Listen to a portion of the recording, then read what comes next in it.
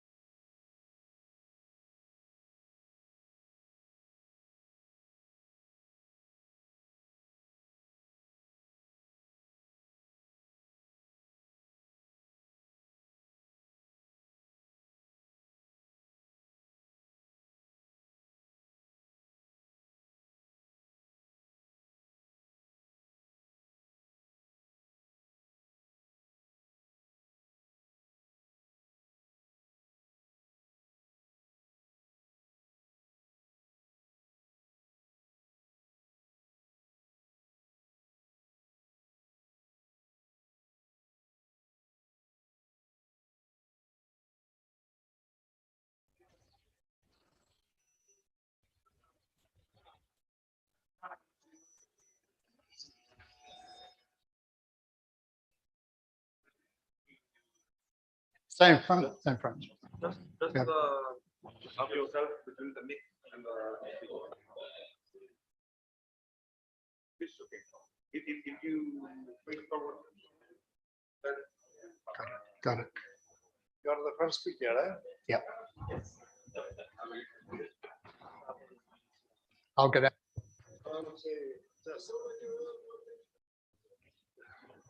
Just 2 words. So I'm very happy that. What do you want? Eh? Oh, there is a video. Well, we don't need the video. Come on. So I'm very happy to see you all here. I didn't expect to be so many the first afternoon because this is not, as you know, an official afternoon. It's just that we had so many people that we didn't know where to put you, right? So the good news is that this year we have well over 800 participants, believe it or not. And in one workshop, there are around 250, so we cannot fit even here, and we go to the municipality theater. So these are the good news. The bad news is that the system does not work at all, you see. So I came a few weeks ago, and a few days ago, I thought that I would have a heart attack. So I said, George, relax. I mean, if you have a heart attack, it does not help. So I did my best. Okay, so probably my heart is strong enough. Anyway, so we tried our best, and you know that those who come often, you know that we do our best, and we did our best. And it was not only me, Jan, for instance, and Guy, and so on. We have a very strong committee that you know, and we have also strong committees in the other sessions. So I hope we all enjoy, as usual, all our activities, the social activities. Hopefully in 2 days we'll have, you know, from the Philharmonica a team and a chorus and so on. Then we will have excursion, the Greek night, of course, that all expected to dance, including Guy, who always is promising to do that. And okay, so welcome and enjoy. Thanks.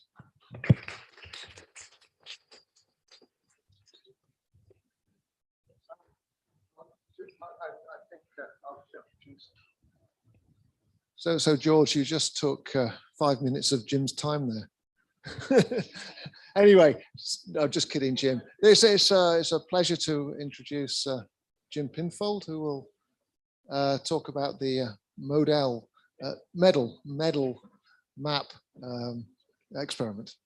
Jim. Thanks. I got one of these, so thanks. Okay, welcome, and very many thanks to the organizers for inviting me. I've always wanted to come to Corfu, and I'll be back. Maybe not invited, but for a holiday. So I'm going to tell you about the medal map experiment. It's the 7th experiment at CERN, and it's what's called a dedicated experiment. So it means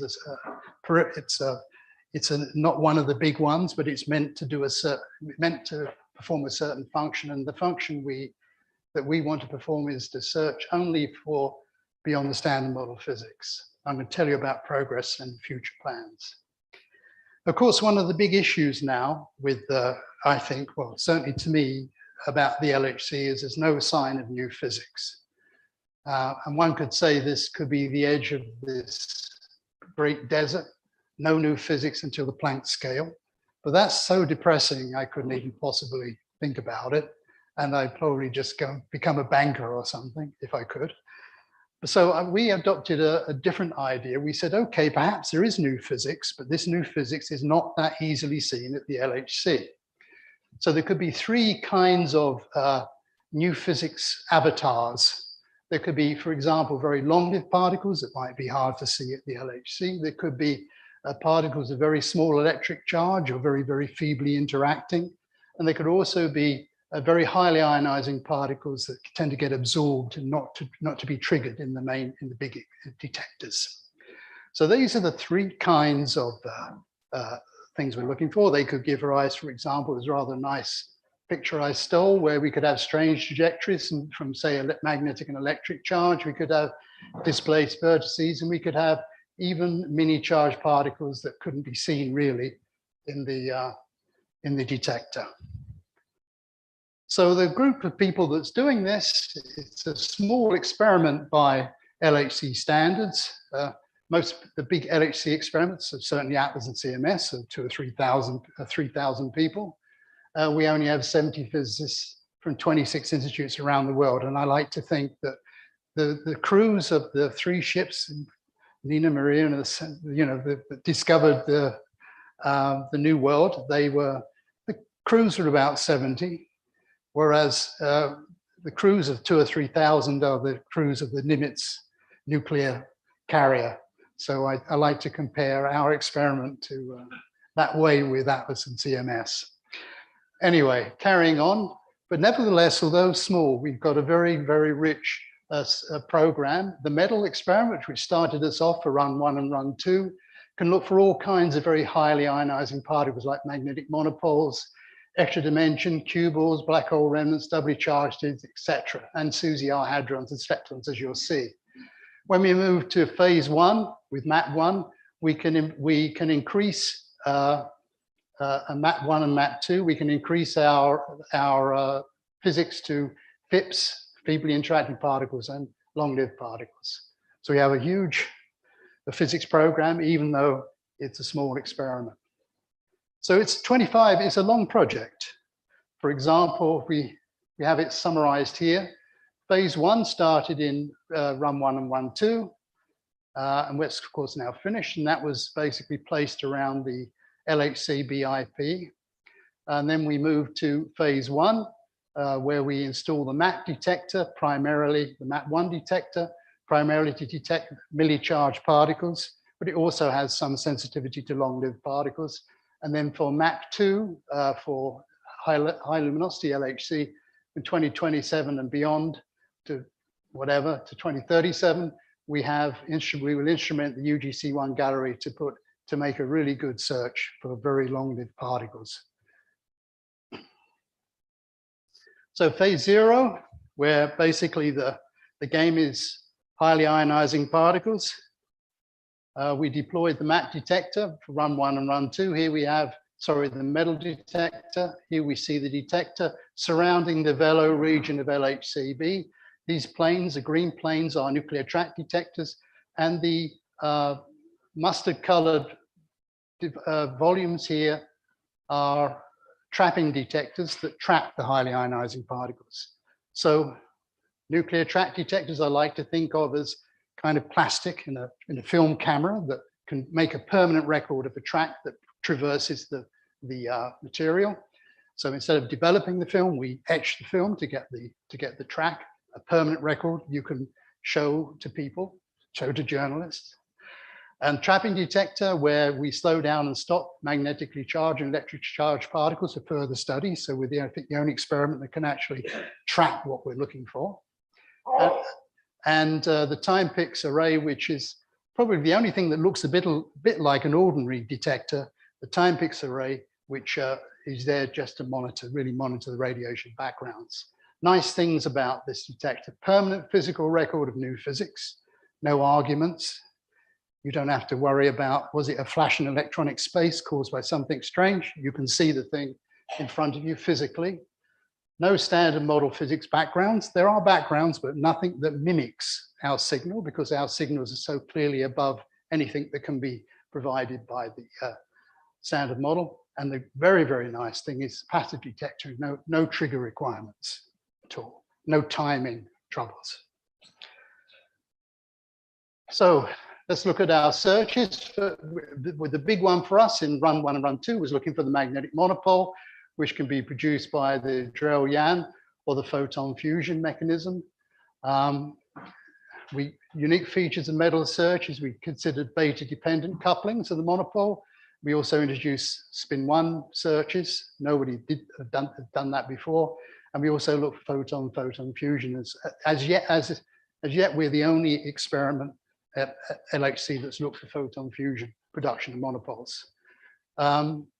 if we look at the results here, where we have excluding magnetic monopole mass against magnetic charge here and here, we see a big slew of Drell-Yang measurements, but we see quite clearly from the photon fusion measurements that the metal experiment's providing the best mass limits at the LHC at the moment.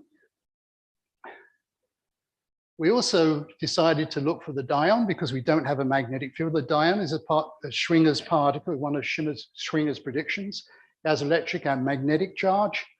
And you could get complex trajectories, of course, in a magnetic field because you bend in one plane, you also bend in the other plane because you have a magnetic and an electric charge.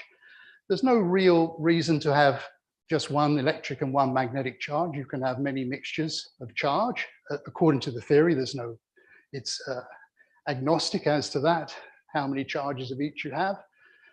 We look for the dion the first time I think anybody had ever physically looked for a dion in an accelerator. And we obtained mass limits using the, again, Drell-Yan production. We got mass limits between, that go up to about 2 TeV. And we managed to go up to 5 Dirac charges in the magnetic charge and about 200 electric charges in the electric charge. And here we see the limits here. Again, the first limits, as CERN said, the first time anybody had searched for a dion. Just recently, we've really done, I think, something quite interesting. We looked for Schwinger production of monopole pairs. We have this Schwinger thing at the moment.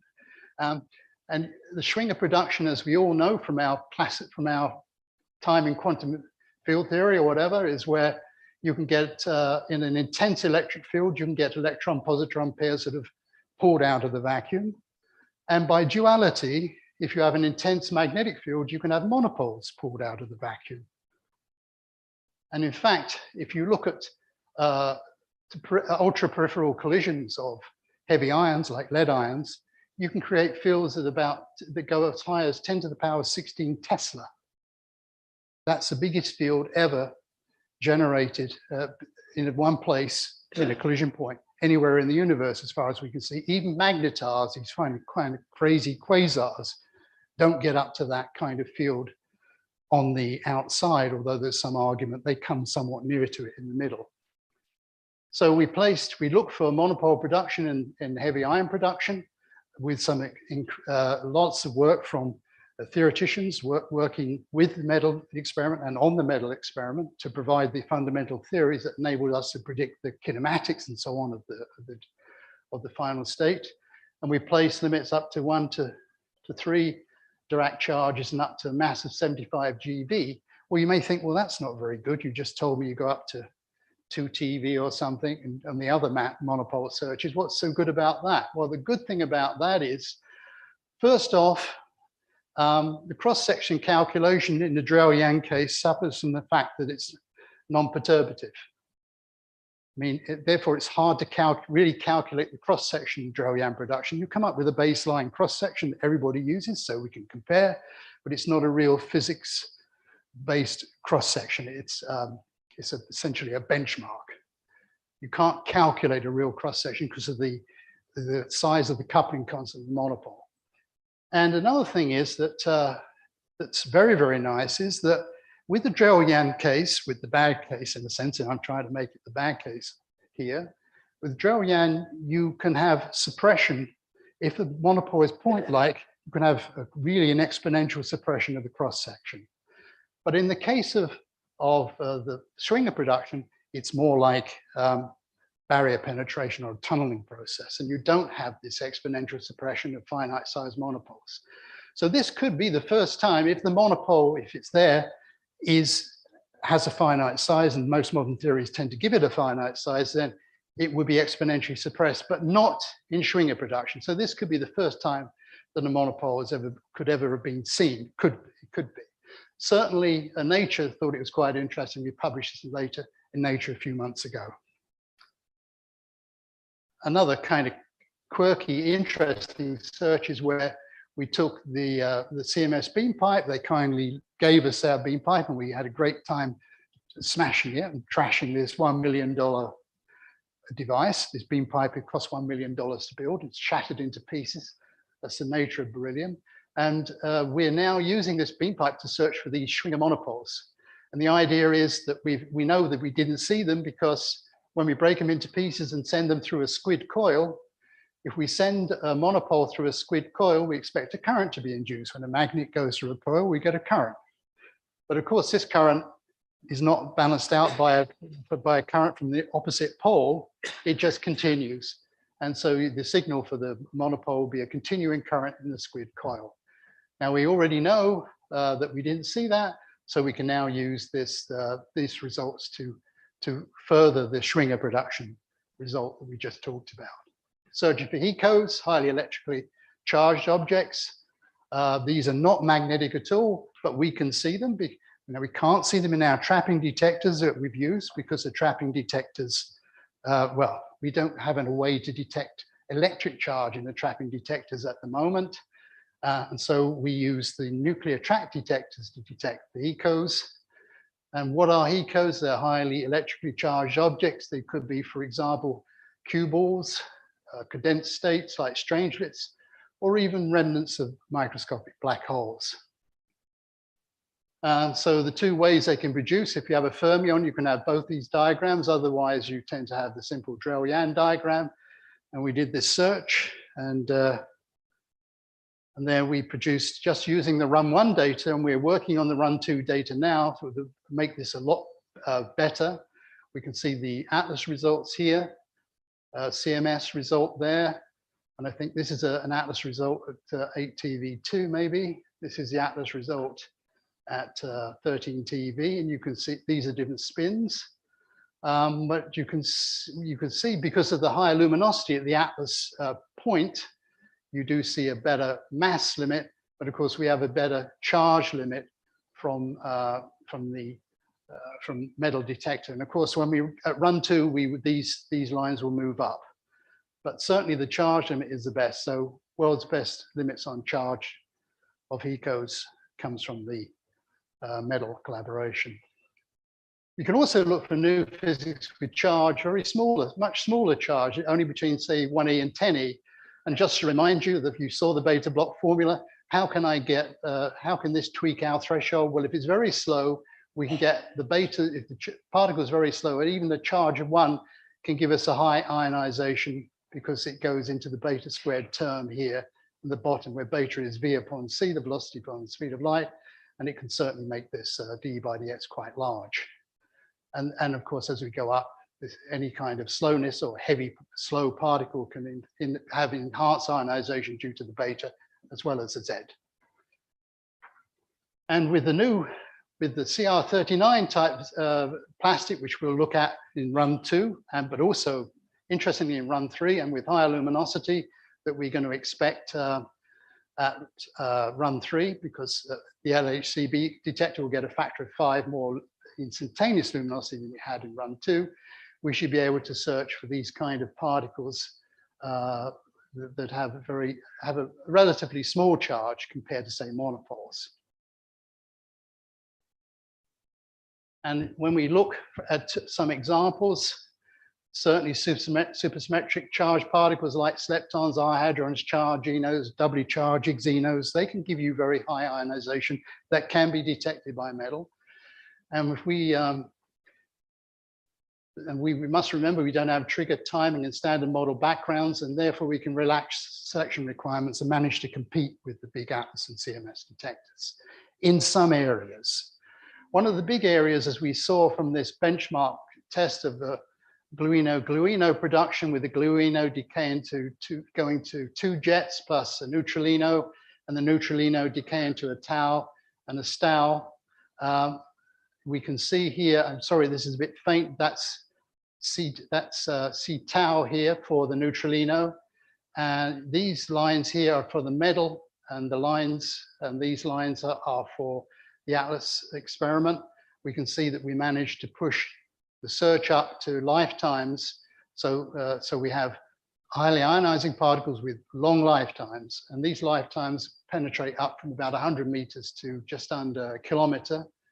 And if we look on the other side for charginos, for example, Higgs-xenos and Winos, we can see that we can push the search up to was at 10 to the 3 meters, and masses of the order of 500, 600 GeV. Again, it's competitive, or if it isn't, it certainly provides, well, it is competitive, but often it's better. But if it isn't better, it provides a kind of a backup to what's been done before with totally different systematics. We can look at multiply charged particles specific model, model specific. And here we can look at doubly charged particles and particles that are 2, 3, and 4 charges. And again, we can push up to quite high light. We have C-tails and meters. This is a bit clearer, going up to about 10 to the 5 for this fourth particle to the 4th power in this kind of model, which is radiated neutrino mass model. And in this model, where we have doubly charged particles, it could be left-right symmetric models. I think these are SUSY type doubly charged, or certain, well, in a number of states, we can see that we push up to, again, very high lifetimes. Again, I apologize, you can't really see that very clearly, but masses of the order of the TeV at the best. So again, with this plastic detector, which costs, should we say, maybe $10,000 each time you change it, we can still manage to compete and outdo the LHC experiments. Again, it's all right for the underdog to talk like that. Of course, if you're the big LHC experiments, you can't boast like that. Right. So multiply charged particles, a generic case. We can look at phenomenological studies of underlying models. Most assume Drell-Yan. So that's what makes them sort of model independent, I guess. But we can look for higher charge. When you look for higher charges, you've got to consider photon contribution. So we consider diagrams like this, Drell-Yan, of course, and then we have photon-photon fusion, and then Seagull photon fusion. So considering particles with spin 0 and spin half with electric charges in the range between 1 and 8, we're considering those as a singlet or triplet under some SU3 color. Such particles could be produced, of course, as particle-antiparticle pairs that propagate through the detectors. And of course, they can be produced as some sort of resonance state as well, which we can't compete with. When we look at those kind of things, so we look at the high luminosity LHC, we see the green lines are for metal, the red are for the bigger experiments where you're looking at dE by dx, large dE by dx experiments. You see here, this is a mass again here, and this is charge here. You see that the green lines for metal outcompete the other experiments in intermediate charges. But of course, if you say, oh, I might not see the resonance, or I might mistake the resonance for something else, or there may be a model that doesn't have resonance production. If you take away resonance production, then of course, for intermediate and higher charges, metal is the best. So it all depends on scenarios, but certainly metal's in there, competitive and providing real information to the search. So now I move to phase 1 of the metal map experiment. And this is where we build a detector that will enable us, a new detector to add to an existing detector, that enable us to answer the highly ionizing particle, the search for long-lived particles. Sorry, I've got these around the wrong way. This is the long-lived particle, the very old Superman, and this is the FIP. So I might first screw up, but anyway, we can look for all those 3 avatars of new physics, and we can explore the physics of a new kind of, well, it's relatively new kind of physics, the physics of the dark sector. And we know that dark matter, main evidence of dark matter is gravitational. What is the particle physics evidence? That's harder to ascertain. We can develop a theory of the dark sector, which I'm going to talk about now, where the interaction between the 2 sectors, say the standard model, that's the world, and the dark world, for example, dark Q1 in this case, a dark QED. And the interactions between these 2 sectors are via mediator particles through this so-called portal interactions. In this case, it's a vector portal. And this is a nice little sort of explanation of that in the graphic form. We have the hidden sector, the portal, and the standard model. There are other portals, the Higgs portal, the neutrino portal, and so on. So one of the things we're going to look at map 1 is are milli-charged particles present in colliders? And this is the kind of sweet spot we're looking at. This is a generalized plot of where to search, and this is the region that we can search at the LHC. And we're looking, one of the set of physics where we're looking at is where we have, for example, Drell-Yan production of via dark photon, decay of a dark photon if you want, milli-charged particles, which we can also have Dalitz decays of pseudoscalar mesons and direct decays of vector mesons. So these are all particles that can produce milli-charged particles at the LHC and be detected in this MAP detector. And here we see a diagram of the MAP detector. That's 4 sections, 400 scintillator bars in 4 protected by a hermetic veto counter system to protect us from cosmic ray backgrounds. So each particle coming from the interaction point and going through the detector sees 3 meters of scintillator with read out by 4 PMTs in coincidence. So it's low noise, big signal, and you need a big signal to know when you've got a milli-charged particle because it gives you very little light in the scintillator. The installation's ongoing for run 3, and here we see the beginning of the installation in March 2022, and it's again proceeding at a pace, but I didn't want to make this a talk about MAP1 detector. The modes of detection in the MAP1 experiment, of course, we can see through going muons. We go through all the 4 compartments. We can use that for calibration. We see the milli-charged particles that go through give you a consequently much less light according to the square of the charge. The ionization goes as the square of the charge. So a 10th the ionization is 100th, sorry, a 10th the charge is 100th the ionization.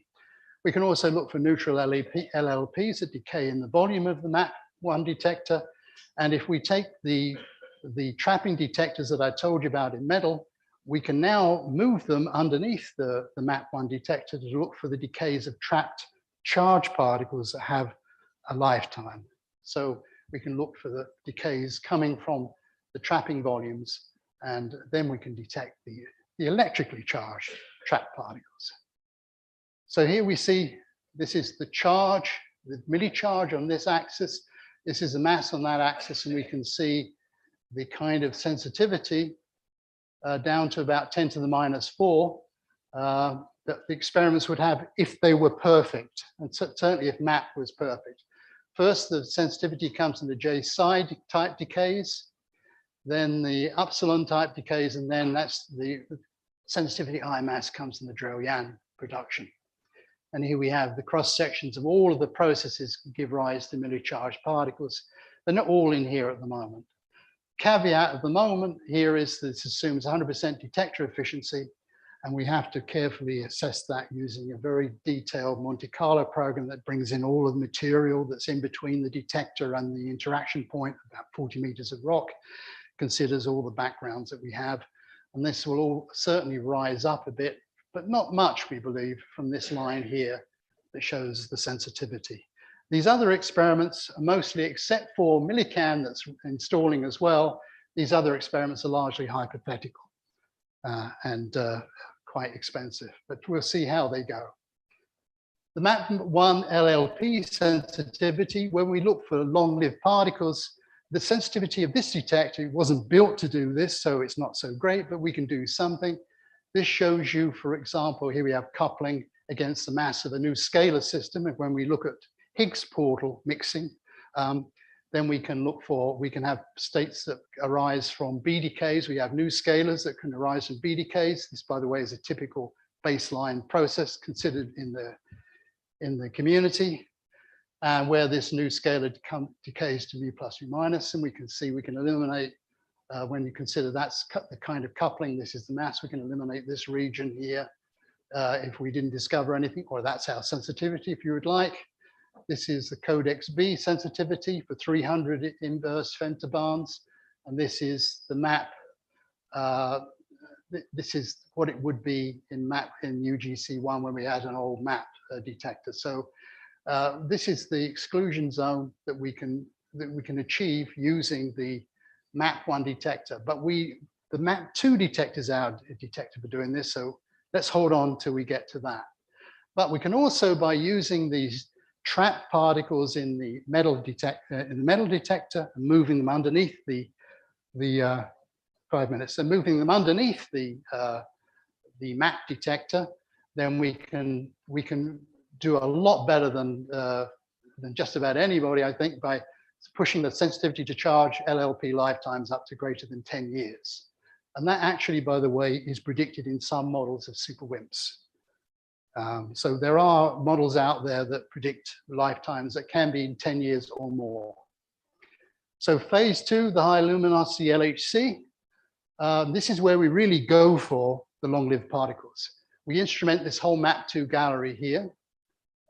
We were previously over here and here. This is the final phase. This is the fiducial volume. Actually, 1500 is a bit of an overestimate. It's probably about 1200 cubic meters of decay volume.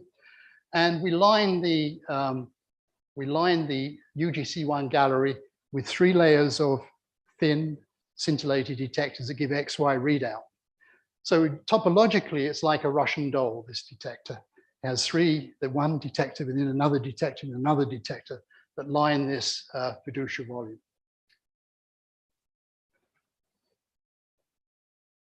So the artist's impression, this is the inside of the UGC1 gallery.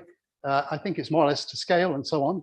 And you see the 3 layers of detectors lining the tunnel for the full length of the tunnel, which you don't see here. And you can see the decays of the long-lived particles. And of course, when you have a decay, both particles are detected in the 3 layers, and you can make a vertex. You create a vertex with the precision we have of about a few centimeters in the best cases. We estimate it's going to cost about $5 million,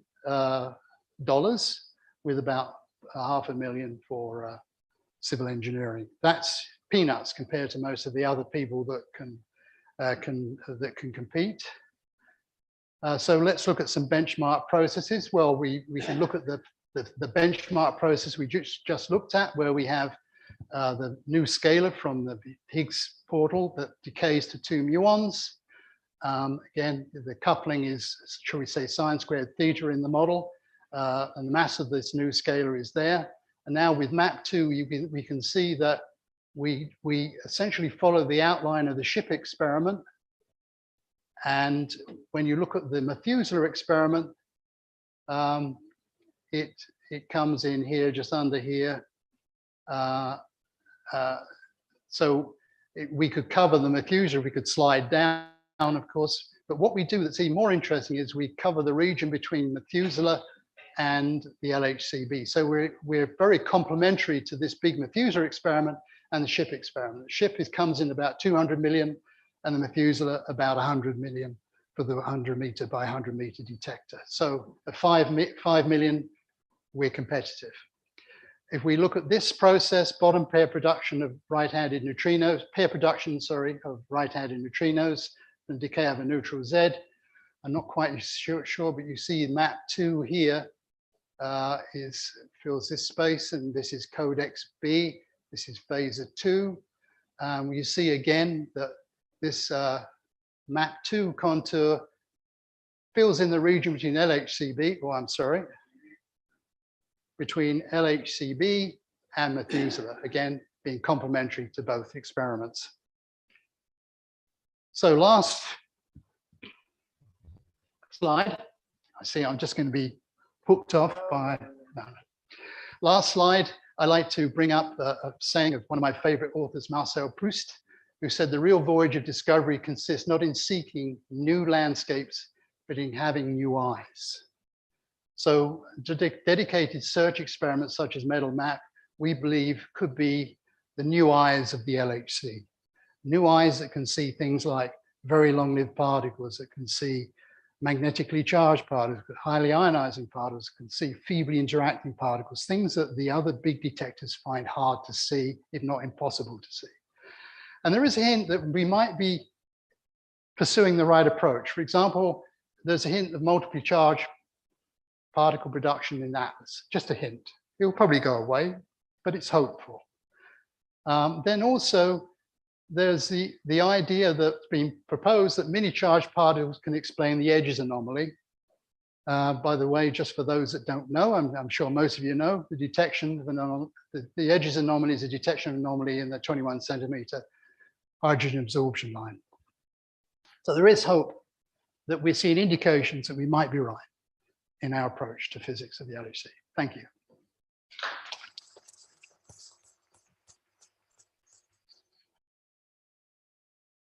Questions for Jim?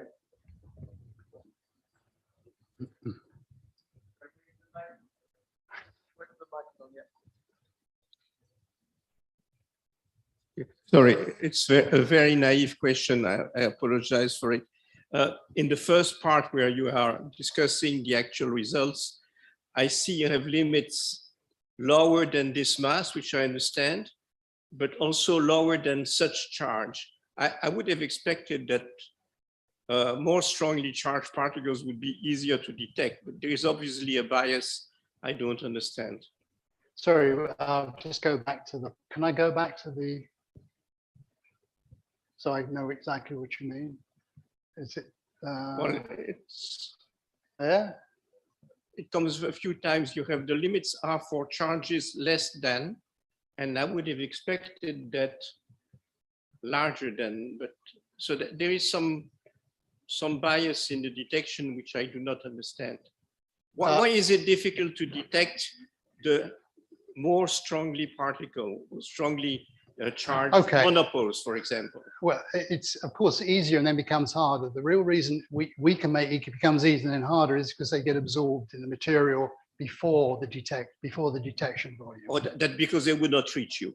They wouldn't reach us. Okay, thank you.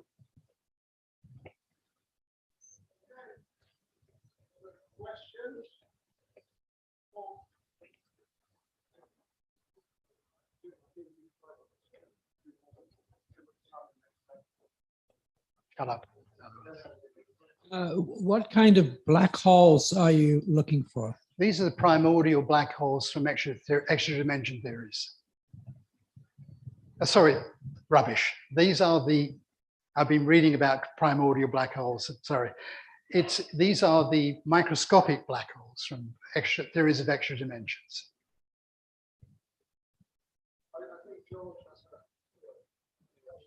Just because I was not prepared, what's the kind of theory that you have in mind when you discuss monopoles? Because as far as I remember, you have GATS in mind, the masses should be, 200.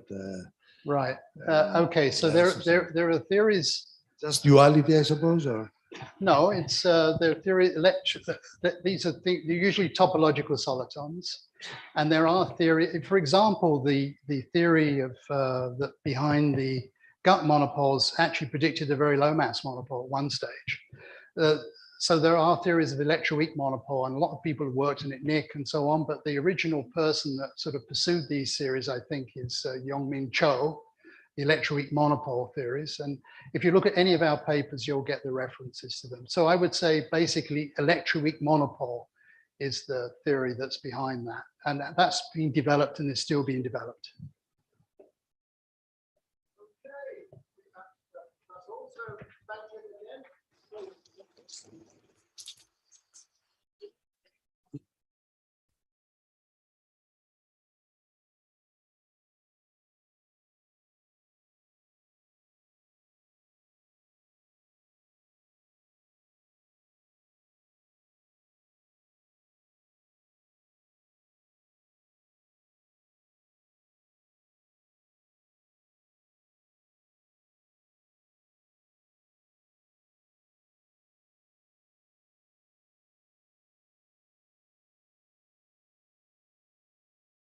Now?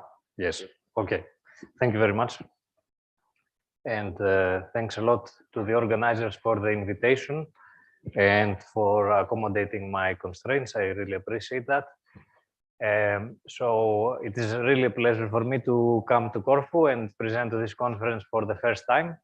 And this talk is going to be about searching for dark matter in extended Higgs sectors. So to begin with, let me take you back to the year 1964, which I consider the annus mirabilis for particle physics and cosmology. Somehow it looks like it is going through the slides automatically. So this year was marked by two fundamental discoveries that changed the course of modern science. And of course, you all know what these are. The first one was the discovery of the Higgs mechanism in particle physics. And the second was the discovery of the CMB radiation, which eventually gave birth to cosmology as a science. So several years have passed since then, and a lot of other discoveries have been made, and several contributions have shaped what we know today as the standard model of particle physics and the standard model of cosmology. And as you can see in these plots, which is I put here just for illustration, these two models perfectly describe almost every observation that we have made so far. But there are some open questions that remain, and seemingly we can say that the consensus is probably that they cannot be resolved in the context of these two models. So for me, the most important of these questions are listed here. So first of all, we do not know what the nature of dark energy is. We do not know why matter dominates over antimatter in the observable universe. And we also do not know what the nature of dark matter is. For me, there is also a fourth question, which has become particularly prominent after the discovery of the Higgs boson at the LHC. And this question is whether these three open problems in cosmology are in any way related to the Higgs sector. So this is what I am going to address in today's talk. So for me, there are several reasons to believe that there might be a connection between Higgs and cosmology, and I listed three of these reasons here. So first of all, we know that scalar bosons always appear in cosmology, and they can give rise to an accelerated expansion. The second reason is that we also know that the electroweak phase transition can trigger baryogenesis and thereby explain the matter-antimatter asymmetry. And the third reason is that the Higgs sector can also provide a portal to the dark sector. Now, while with my group we try to address these issues and questions, today I'm going to focus on the third one, which is the relation between the Higgs boson and dark matter. And the material that I will present is mostly taken from these two publications with my collaborators Oleg Brandt and Uli Heiss. So before we discuss the connections between dark matter and the Higgs sector, let me briefly mention some general characteristics that we believe dark matter should possess. And these characteristics have been devised from a series of long-standing observations ranging from the CMB, large-scale structure, nucleosynthesis, gravitational lensing, and so on and so forth. So what we believe is that dark matter should be, first of all, stable with respect to cosmological timescales. It should be weakly interacting with standard model particles. It should be non-relativistic and non-baryonic. It should probably be mostly matter, and so particles and not modified gravity. And it should probably not consist of solely of dark astronomical objects. So putting this all together, we are led to search for stable, weakly interacting, massive BSM particles. So how do we search for these particles? I'm sure you have seen this before, but let me briefly go through this. So we have three fundamental ways to search for this. We have direct detection, indirect detection experiments, and also colliders. In the direct detection experiments, we believe that dark matter should come through the galaxy. It should scatter off a standard model nucleus somewhere in an underground detector, and this will produce a recoil that we can then measure. In the indirect detection, we believe that dark matter should annihilate somewhere in the galaxy, producing two standard model particles like photons, which we can then detect, for instance, in space observatories.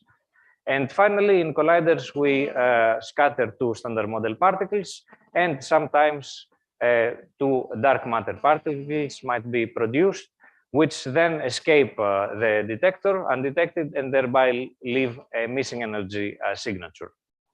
So why is it important to search for dark matter in all of these different ways? So for me, there are two main reasons, and I try to illustrate the first one here. So this is a plot that shows several different dark matter models with their predicted interaction cross-section on the y-axis and dark matter mass on the x-axis. So what you can see here is that these models span a vast range of cross-sections and masses, while our detectors are typically sensitive to only a small region on this plane. So we do need several detectors and experimental techniques in order to be able to cover this vast range of cross-section and masses. The second reason is because different experiments are sensitive to different assumptions. For example, the direct detection experiments make the assumptions usually that dark matter is isotropically distributed in the galaxy and is also in thermal equilibrium, while we know from observations of stellar streams that, or we can deduce that dark matter is likely not going to be isotropic nor in thermal equilibrium. And it has been shown in several papers that these kind of assumptions or the deviation of from these assumptions can have a tremendous impact on the interpretation of the direct detection experiments, while on the other hand side, collider experiments are completely insensitive to these kind of assumptions. Okay, so now that we have discussed about the generalities of what dark matter is and how we can detect it, let us discuss briefly how we think that the dark matter particles can interact with the standard model. So usually we describe these interactions with mediator particles that mediate these interactions, and these are also called portals. And these can be either the standard model Higgs, a BSM Higgs, a heavy vector boson, a SUSY particle, or many other things. And for concrete interest, in the following slides, I will only concentrate on cases where the dark matter particles are standard model singlets, and I will only talk about the case where the mediator is a BSM Higgs particle. Now, there are in general three classes of models that are used to describe dark matter interactions at the LHC. So we have effective field theories, simplified models, and then also complete models. In the effective field theory approach, what we do is to extend the standard model Lagrangian with a set of non-renormalizable operators that are suppressed by powers of a characteristic energy scale lambda. So the idea is to integrate out the microscopic dynamics, and then we are left with only one parameter, which is very easy to constrain. But the downside of this approach is that it breaks down at high energies. So nowadays, these type of models are rarely used in the interpretation of dark matter searches at the LHC. On the antipode, we have complete models like the minimal supersymmetric standard model, which contain several new particles. And these are models which are valid at high energies and can also give predictions for many observables. However, the downside here is that they contain many parameters, so they are very hard to constrain experimentally. So to find the midpoint between these two extremes, theorists have developed these so-called simplified models, which are models that contain only one or a few mediator particles that couple dark matter to the standard model. And since they contain a few particles, they also contain a few parameters, typically the masses of the particles and their couplings, and therefore they are easier to constrain. So because of this, these type of models have become the workhorse for dark matter searches at the LHC. Now, the question that arises is why do we even need to talk about extended Higgs sectors when we discuss about dark matter searches? So to illustrate this, I took an example from these publications here, which shows an example where dark matter is produced in association with a Z boson. And the dark matter interaction is mediated via a mediator, which is denoted here by A. Now, it has been shown here that if the A mediator is a standard model singlet, then this amplitude grows and it diverges logarithmically with the center of mass energy. So at some point, it violates unitarity. And in order to restore unitarity, one has to embed this mediator in an extended Higgs sector. Now, the bonus here is that while fixing unitarity by embedding this mediator in an extended Higgs sector, we also get new types of signatures where the dark matter is resonantly produced. Now, this means experimentally that the cross sections will be higher, so this type of signature will be easier to detect. A prototypical example of these extended Higgs sectors is the so-called 2 Higgs doublet model. So as the name suggests, this is a model that has 2 Higgs doublets. So it has in total 5 physical Higgs bosons. So we have 2 CP even Higgses, capital H and small h. We have a CP odd Higgs A and 2 Charles Higgses H plus and H minus. Now, generally, this model has quite a few parameters, but after some simplifying assumptions about CP conservation, etc., we typically consider only 5 parameters to be constrained experimentally, and these are the masses of the BSM Higgs bosons, the mixing angle alpha between the CP even states, and also tan beta, which is the ratio of the vacuum expectation values of the 2 Higgs doublets. Now, 2 things which are important to keep in mind for the rest of the talk is that, first of all, this type of models accommodate different Yukawa structures, which admit suppressed or enhanced couplings between the Higgs bosons and the fermions. And the second thing is that there is a specific limit which is obtained when cosine beta minus alpha is 0. This is called the alignment limit, and basically this means that we identify the CP even Higgs state with the standard model Higgs. Now, this model has been studied and constrained quite a lot by Atlas and CMS. And I wanted to show here just 2 constraints which are important for the rest of the models that I'm going to discuss. So on the left, you can see the constraints that we get from the Higgs coupling measurements at the LHC as a function of tan beta and cosine beta minus alpha. And you can see the allowed region here in white, and it is obvious that this is always very close to 0. So it means that if a 2HDM-like model is realized in nature, it has to be close to the alignment limit. The second observation is that here in this plot, you can see the allowed masses for the CP odd state and the CP even state for 3 different values of the mass of the charged Higgs. And what you can see is that the charged Higgs mass has to be close to either the CP even state or the CP odd state. So there has to be some mass degeneracy between the BSM Higgs bosons. So in the following, I will only consider models that have an exact alignment limit and where we have an exact mass degeneracy between all of the BSM Higgs states. So let us now discuss 3 concrete realizations of dark matter models in extended Higgs sectors, starting from the simplest one, which is a 2HDM plus a scalar. So this is a type 2 2HDM, where we add an extra scalar mediator that can couple to dark matter, as you can see here. And with this extra state, we have in total 6 physical Higgs bosons. This type of model has been discussed in these papers and gives interesting signatures like Higgs plus missing energy or Z plus missing energy, which are produced resonantly and therefore are easy to detect.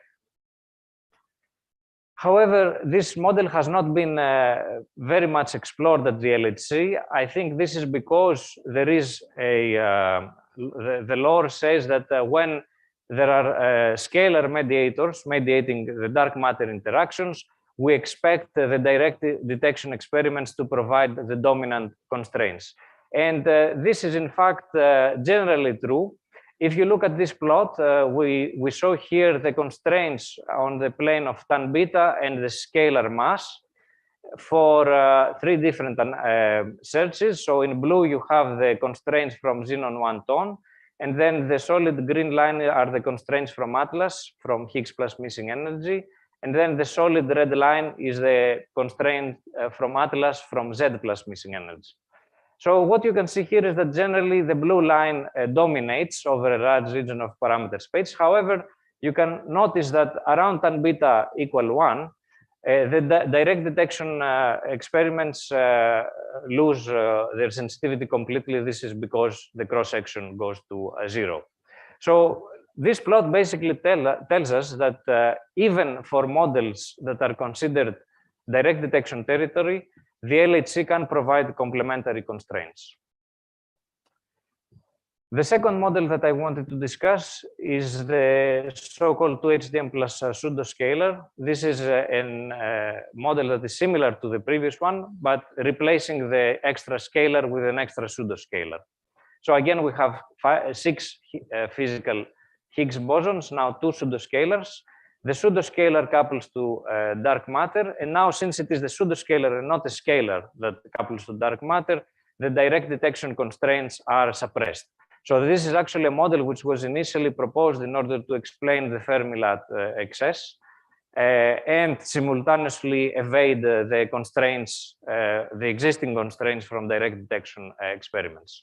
So as you can see from these diagrams here, this model has a very rich phenomenology and has been studied in great detail. So we can have signatures like Higgs Z, TW plus missing energy, and also visible signatures with decays of the charged Higgs bosons to top and bottom quarks. And all of these have been studied in great detail by both Atlas and CMS. So you can see here 2 example plots showing constraints from Atlas and CMS from various different final states. And what you can observe here is, first of all, 2 things. One thing is that already there are quite a lot of constraints in this model, and a lot of parameter space has already been excluded. Typically, the CP-odd, the light CP-odd Higgs boson has to be higher than 500 GeV to evade the existing constraints, and then the heavy one has to be heavier than 1 TeV. So the goal here from the experimental point of view is, of course, to extend these constraints up to an order of around TeV, where these kind of models usually have issues. And the second thing is that, as you can see, there are still some gaps in sensitivity. For instance, here in the low MA and intermediate tan beta region, which the experimentalists should, and together with the theorists, should see how to close in the upcoming run-3 of the LHC. Now, another interesting thing is that this type of model can also be constrained using very different experimental techniques. And this is illustrated in the plot here, which shows the constraints on the plane of the dark matter mass and the mass of the new, of the extra pseudoscalar mediator. And here you can identify basically 3 distinct regions. We have one region at high MA and low dark matter mass. This is the region where typically the X plus missing energy signatures dominate. Then we have the low mass region when the mass of the A is less than half the mass of the Higgs boson, the standard model Higgs. In this case, the standard model Higgs can decay to 2 pseudoscalars, which then can further decay into either dark matter or to a fermion-antifermion pair, depending on which decay is kinematically accessible. So we have basically in this region 2 distinct regions. In the high dark matter mass region, we have Higgs to 4 fermion signatures, and then in the low mass region, we have Higgs to invisible. And basically, as you can see, the highlighted regions in these plots, they are all constraints from LHC searches, and you can see that this model is quite constrained. Another thing which is interesting is that we found is that this model is for masses below 62 GeV. The total Higgs width measurement also provides basically exclude almost the entirety of the parameter space. Now, the last model I want to talk about is the 2HDM plus a vector. So again, this is a similar model, but replacing the scalar or pseudoscalar with a vector, and with a vector coupling only to up-type quarks. In this case, it is again the CP-odd Higgs that couples to dark matter particles. And this is a model that was originally designed in order to give a big Higgs plus missing energy signature. Now, a characteristic of this model is that since the Z prime is very heavy, then the standard model Higgs, which is produced by such a process, is very highly boosted. The other interesting thing is that besides the Higgs plus missing energy signature, naturally we also get signatures like this with a ZH resonance or DiGet and TT bar resonances. Now, experimentally, Atlas and CMS have put constraints on this model, and these are shown here with these curved lines. However, they have not considered constraints from ZH resonance and TT bar or DiGet resonances, and this is something that we did in this paper here, and you can see that these type of resonance signatures give better constraints than Higgs plus missing energy. So basically this tells us that dark matter searches sometimes do not always provide the best constraints for dark matter models. The last thing I wanted to talk about is not a model per se, but is a way of presenting the experimental constraints. And to motivate this, I wanted to give an example from Higgs plus missing energy. And this is basically 3 different ways of producing a Higgs plus missing energy signature in the 2HDM plus pseudoscalar model. So on the left, we have a resonant signature. In the middle, we have a non-resonant signature. And then in the right, we have just a box diagram.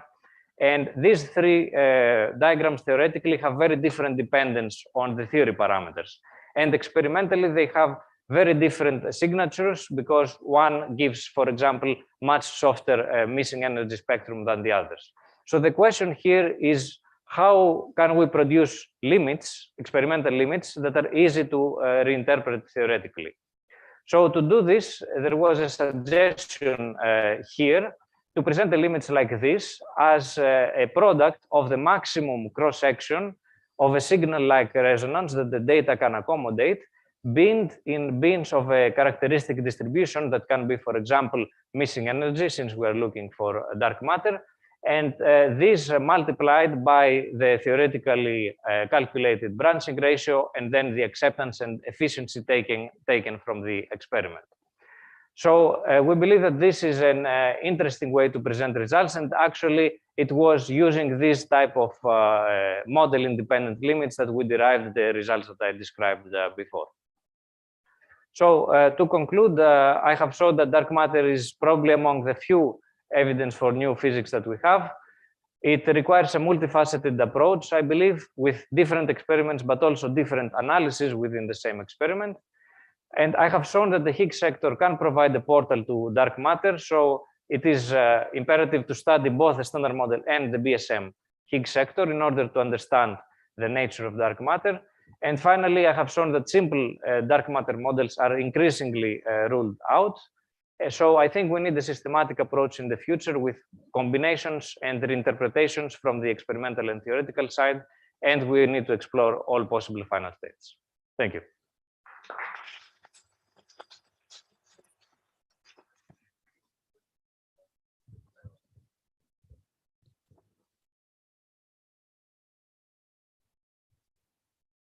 Just for completeness, in one of the first slides you showed in the indirect searches, you have annihilations, but since a few years, it's becoming interesting also the case that dark matter might decay as well.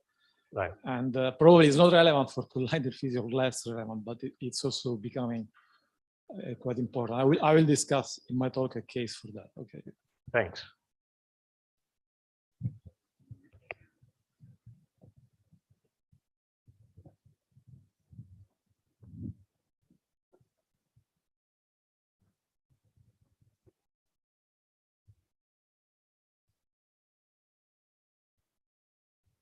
Thank you for this nice talk.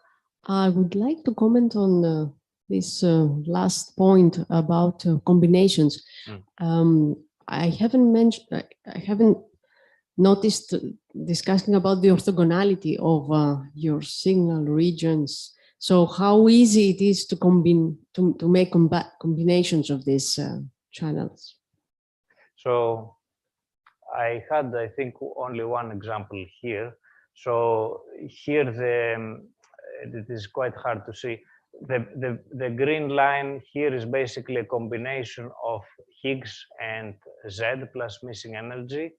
This was not very hard because there is basically a difference. So one analysis requires 2 bidjets and the other no bidjets.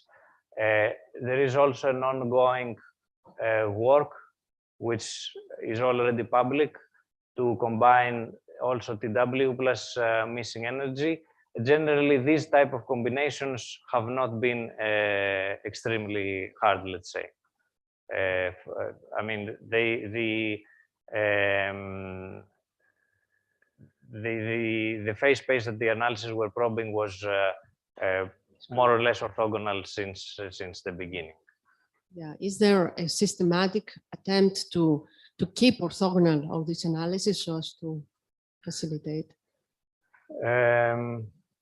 I think it is, well, this was basically done a posteriori, so it is hard to say that there was any systematic attempt. So the question is what to do if we want to do something systematic in the future. But anyway, these were not the, let's say, hardest channels to combine. Yeah. Thank you.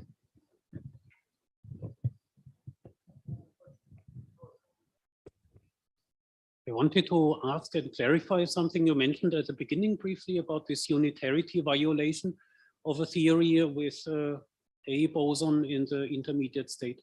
So I thought about it for a few moments and was confused. I thought you mentioned that there was a singlet, but if you have a singlet A, which is really a standard model gauge singlet, that Feynman diagram you showed, I think, cannot exist because you had a coupling between that A and a fermion loop, which that coupling is not gauge invariant for a singlet. So therefore, if the reason for the unitarity violation probably is, well, yes, the reason is that, that exactly, the reason is that you break gauge invariance when you have this coupling, yes.